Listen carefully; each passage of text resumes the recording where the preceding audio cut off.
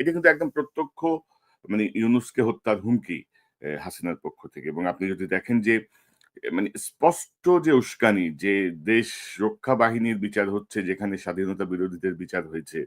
হচ্ছে যে এখন কি সেনাবাহিনীতে কোনো সাহসী লোক নাই?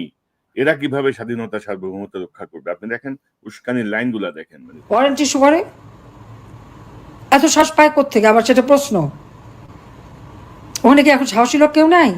তাহলে দেশের স্বাধীনতা সার্বভৌমত্ব এদের দিয়ে রক্ষা হবে কীভাবে?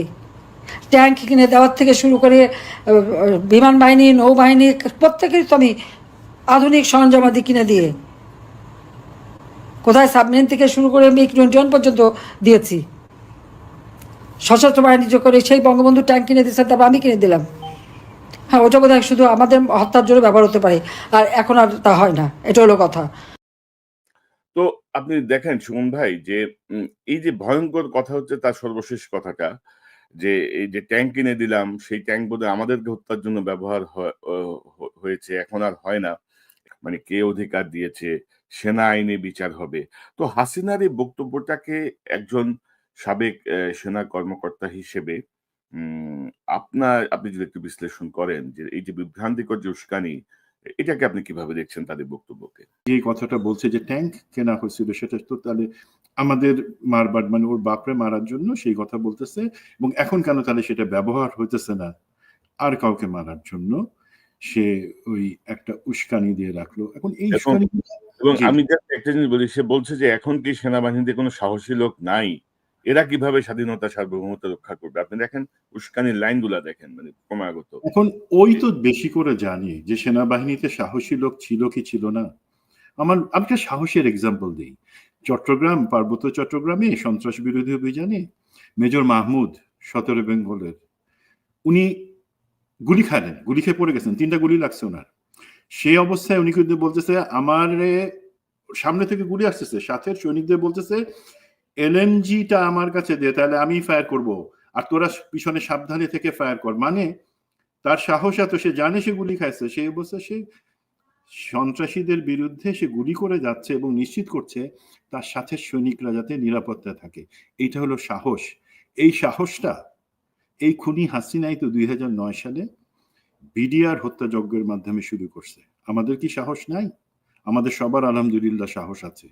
বাট তারা, হাসিনা এবং ভারত মিলে যখন বুঝলো যে তাদের টিকে থাকবার এবং বাংলাদেশকে দখলে রাখবার জন্য যদি সব থেকে বড় কোনো শক্তি আসে জনগণের বাইরে, অবশ্যই সেটা হচ্ছে আমাদের সশস্ত্র বাহিনী, যাদেরকে ভেঙে ফেলতে হবে, যাদের মনোবল ভেঙে ফেলতে হবে। 2009 সালে আমাদের বিডিআর হত্যাযজ্ঞের মাধ্যমে সেটা শুরু করলো। সেটা শুধু সেই 57 জনকে শহীদ করানো না, তাদেরকে হত্যা করা না, বাকি আর্মিকে একটা মেসেজ দেওয়া হইলো, দেখো বাকিদের পরিণতি কিন্তু এমন হবে আমাদের সাথে না থাকলে। এর মধ্যে যারা সাহসী, ধরেন 98%, তারা ভয় পাইল না, 2% ভয় পেয়ে তার কাছে বিক্রি হয়ে গেল। আজকে আমরা যাদেরকে দেখতেছি গুম, খুন, অন্যান্য অভিযোগে, তারা হচ্ছে সেই 2%-এর প্রতিনিধিত্ব করে, বাকি 98%-এর না।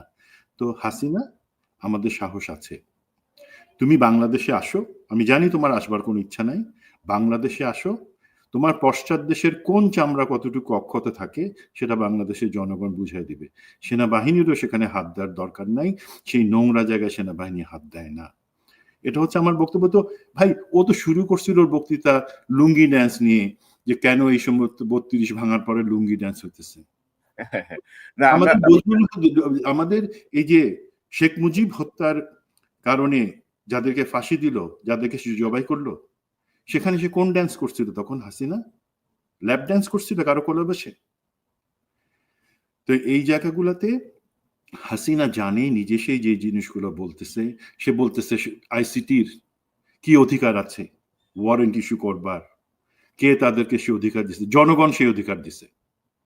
আজকে জনগণ সাংবিধানিক ভাবেই আদালতের মাধ্যমে এই অধিকারটা দিছে আইসিটিকে, যে আইসিটি সেই বিচার কাজ চালাবে। এবং জিনিসটা ক্লিয়ার, সে উস্কানোর চেষ্টা করতেছে সেনাবাহিনীর বিরুদ্ধে এই মামলা। সেনাবাহিনীর বিরুদ্ধে তো মামলা হয় নাই, আইসিটি জানে, দেশের জনগণ জানে, আমরা সবাই জানি আমাদের দেশপ্রেমিক সেনাবাহিনী, তারা তো এই গুম খুনের সাথে সরাসরি সবাই যুক্ত না।